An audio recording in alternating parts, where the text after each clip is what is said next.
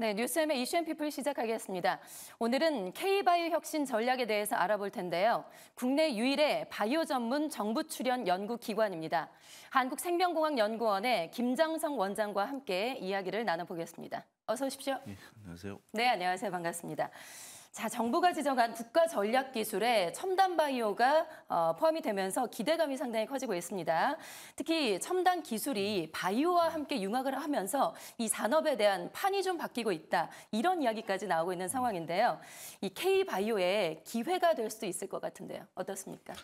네, 이게 기회이면서 동시에 위기라고 말씀드릴 수 있을 것 같습니다. 자동차 시장을 예로 들어보면 전통적인 내연기관차에서 전기차나 자율주행차와 같이 미래차로 산업의 판이 빠르게 바뀌고 있습니다.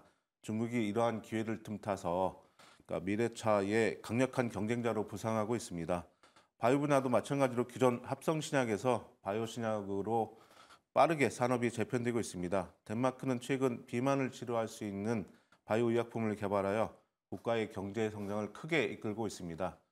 우리나라는 세계적인 IT 강국입니다. 합성생물학이나 디지털 바이오 등 IT와 융합된 분야에서 새로운 기회가 오고 있고 이 기회를 잘 살릴 수 있어야 한다고 생각을 합니다. 네, 말씀하신 대로 우리나라가 IT 강국이잖아요. 그래서 네. 훨씬 더 경쟁력이 있다라고 또 예상을 해볼 수도 있을 것 같습니다.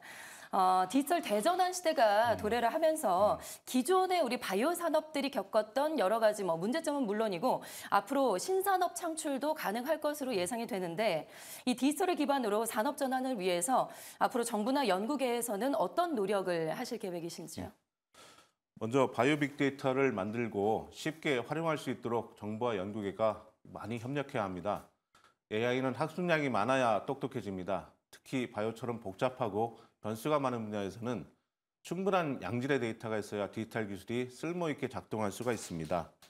우리나라도 올해부터 100만 명의 바이오 빅데이터를 수집하는 프로젝트를 추진하는 만큼 병원을 포함한 연구계는 양질의 데이터가 신속하게 모일 수 있도록 노력하고 정부는 데이터가 원활하게 활용될 수 있도록 제도 개선을 위해서 노력을 해야 합니다. 그리고 무엇보다 바이오와 디지털을 모두 이해할 수 있는 인재 확보가 되게 선행되어야 합니다. 네, 인재가 필요하다. 네. 예. 현재 우리나라는 바이오 산업은 인력 부족으로 여러 어려움을 겪고 있는데요.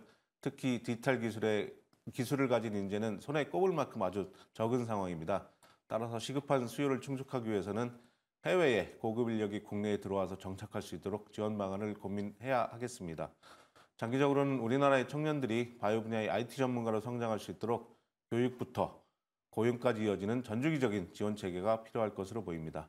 마지막으로 IT와 AI 관련 기술을 가진 기업들이 바이오 분야로 진입하기 좋은 환경을 만들어줘야 합니다.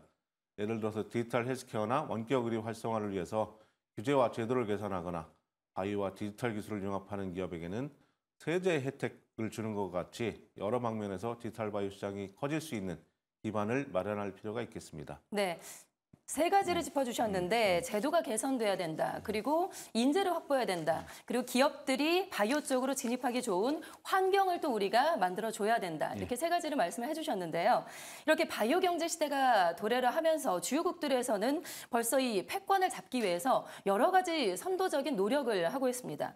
그래서 우리 K바이오의 경쟁력 강화를 위해서 원장님과 또 연구원에서는 어떤 노력을 하고 계신지요?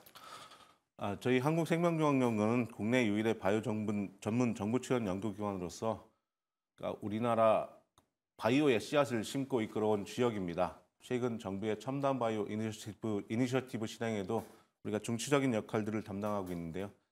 먼저 디지털 바이오 육성을 위해서 국가 R&D를 통해서 나온 모든 데이터를 통합해서 활용하게 하는 플랫폼인 국가 바이오 데이터 스테이션 KBDS를 운영하며 국가 디지털 혁신을 선도하고 그리고 디지털 바이오 전략 추진과 디지털 전환 전담 조직 운영 등을 통해서 기관 차원의 디지털 전환도 가속화하고 있습니다. 두 번째로 바이오 제조 혁신을 위해서 합성생물학과 바이오 파운드리를 중심으로 국내의 다양한 연구 주체들과 협력 체계를 구축해서 국가 바이오 제조 역량 강화를 위해서 노력을 하고 있습니다. 세 번째는 바이오 의료 혁신을 위해서 희귀 난치병 치료를 목표로 하는 유전자 세포 치료제 개발을 위해서 글로벌탑 유전자 세포 치료제 전문 연구단을 운영하고 있으며 혁신 도전 프로젝트의 하나로 재생의료 분야의 인공아체세포 기반 재생치료 기술 개발 사업단을 중심으로 파괴적이고 창의적인 연구에 도전하면서 세계 최고 수준의 연구 성과를 확보해 나가고 있습니다. 네 번째로 첨단 바이오 기술이 산업화를 통해서 경쟁력을 확보하는 데 있어서는 다양한 규제 개선이 중요한데 그와 더불어 관련 법 제정이 필수적인 요소입니다.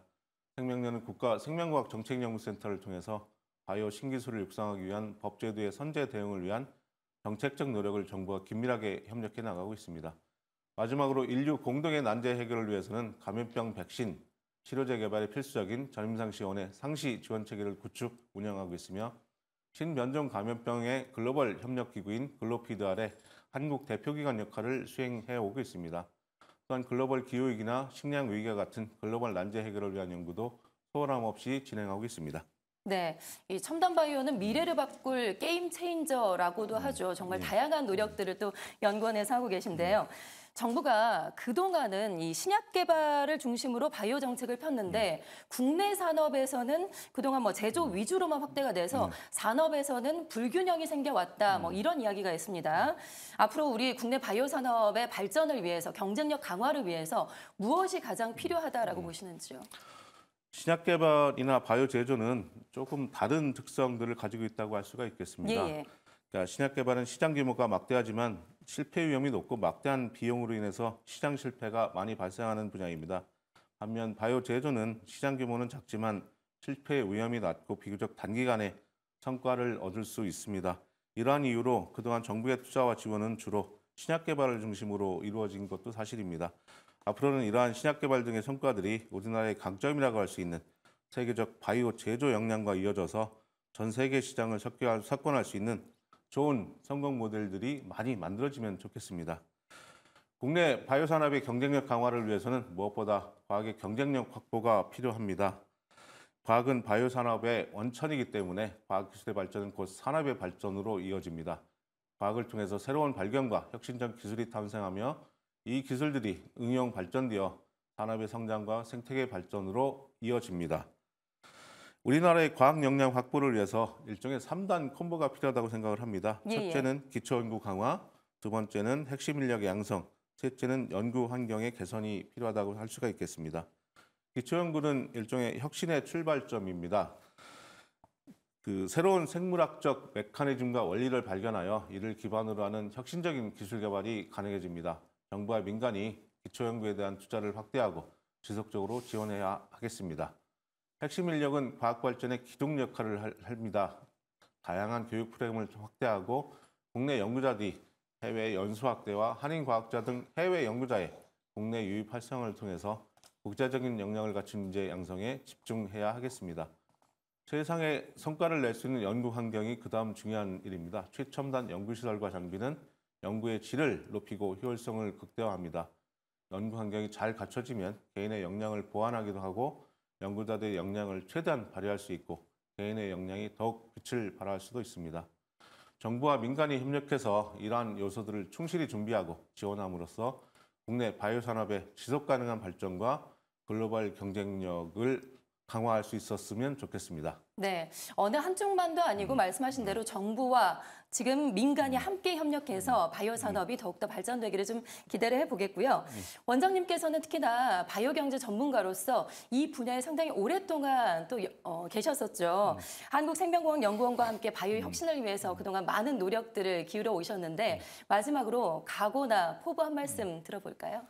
예, 우리나라가 선진국으로 지속 가능한 발전을 하기 위해서는 산업을 끌어갈 수 있는 그런 기술 분야들이 필요한데 저희 같은 생명과학자들은 바이오 산업이 그 일을 담당할 것이라고 생각을 하고 있습니다. 그래서 앞으로 우리나라를 지속 가능하게 발전할 수 있는 생명공학 분야의 원천 기술 개발을 위해서 저와 생명과학연구원 임직원들은 지속적인 노력들을 할 테니까요. 많은 관심을 가지고 응원을 해주시면 감사하겠습니다. 알겠습니다. 앞으로 첨단 바이오가 대한민국의 미래를 이끌어갈 수 있도록 발전을 위해서 원장님께서도 큰 역할을 해주시길 기대하겠습니다. 지금까지 한국생명공학연구원의 김장성 원장과 함께 이야기를 나눠봤습니다. 고맙습니다. 네, 감사합니다.